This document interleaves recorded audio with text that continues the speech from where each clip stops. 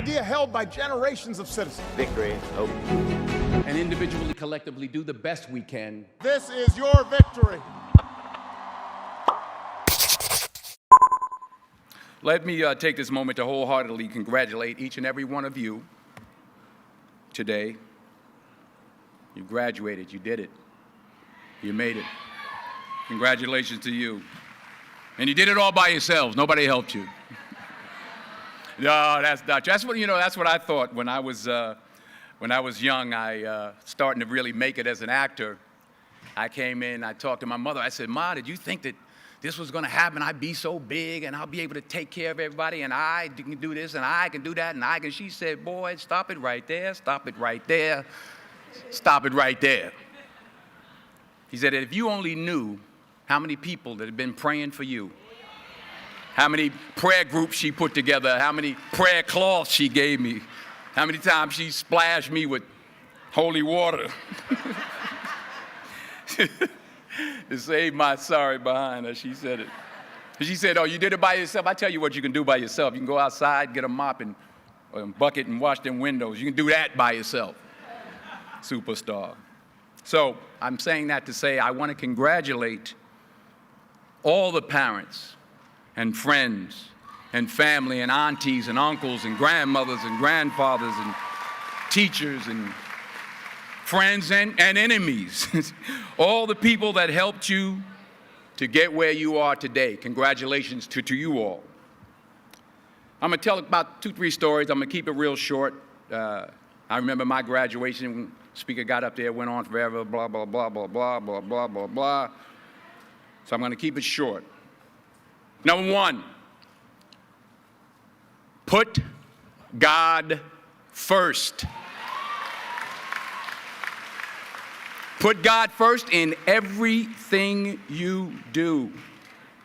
Everything that you think you see in me, everything that I've accomplished, everything that you think I have, and I have a few things, everything that I have is by the grace of God. Understand that. It's a gift.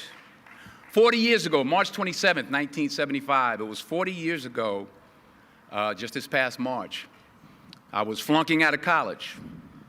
I had a 1.7 grade point average. I hope none of you can relate. I had a 1.7 grade point average.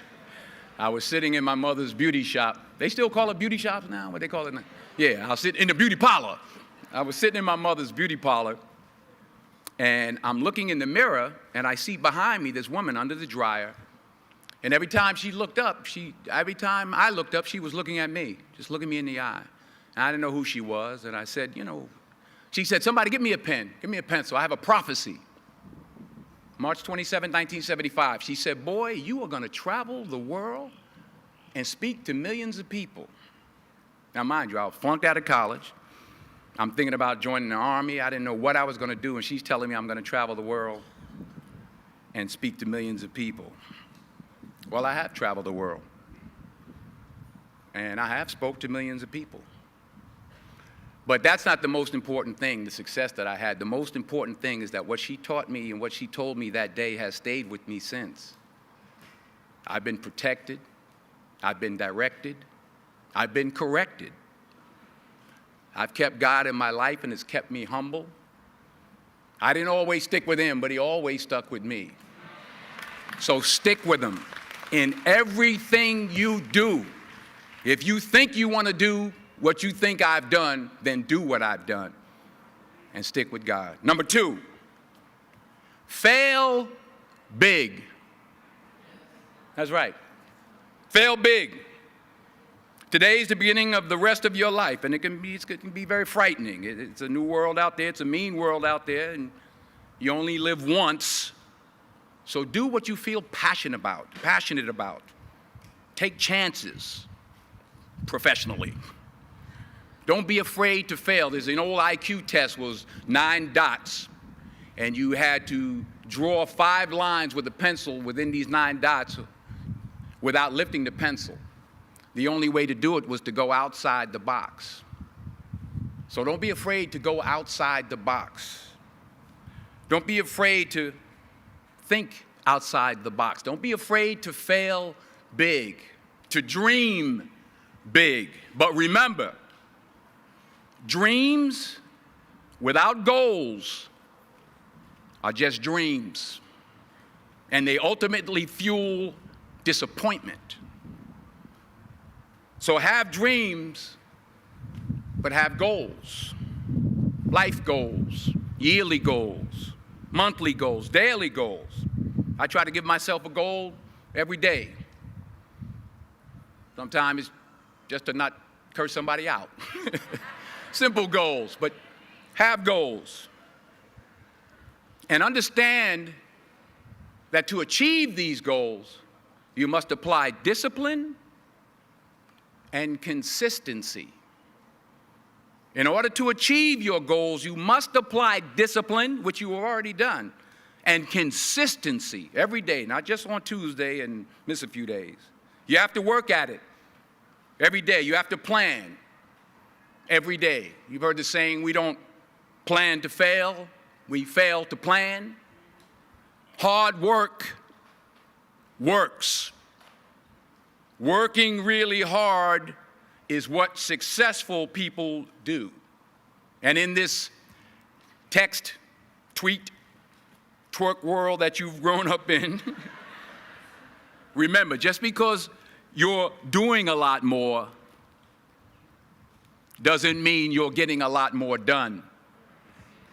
Remember that. Just because you're doing a lot more doesn't mean you're getting a lot more done. Don't confuse movement with progress. My mother told me, she said, yeah, because you can run in place all the time and never get anywhere. So continue to strive, continue to have goals, continue to progress. Number 3, you'll never see a U-Haul behind a hearse.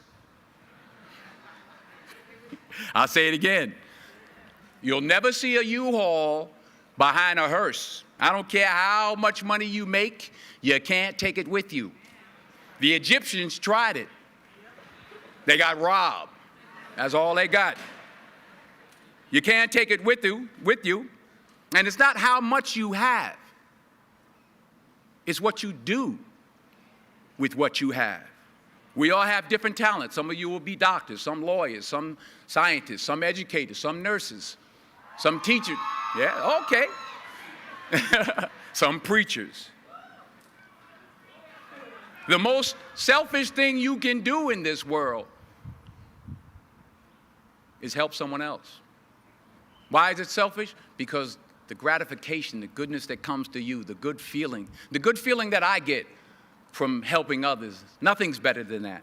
Well, one or two things, but nothing's better than that. Not jewelry, not big house I have, not the cars, but it's the joy. That's where the joy is, in helping others. That's where the success is, in helping others. Finally, I pray that you put your slippers way under the bed tonight, so that when you wake up in the morning, you have to get on your knees to reach them. And while you're down there, say thank you for grace. Thank you for mercy. Thank you for understanding. Thank you for wisdom. Thank you for parents. Thank you for love. Thank you for kindness. Thank you for humility. Thank you for peace. Thank you for prosperity. Say thank you in advance for what's already yours. It's how I live my life. That's why I am, one of the reasons why I am today. Say thank you in advance for what is already yours. True desire in the heart for anything good is God's proof to you, sent beforehand to indicate that it's yours already. I'll say it again. True desire in the heart, that itch that you have, whatever it is you want to do, that thing that you want to do to help others and to grow and to make money, that desire, that itch, that's God's proof to you, sent beforehand already to indicate that it's yours. And anything you want good you can have. So claim it. Work hard to get it. When you get it, reach back. Pull someone else up. Each one, teach one. Don't just aspire to make a living. Aspire to make a difference. Thank you.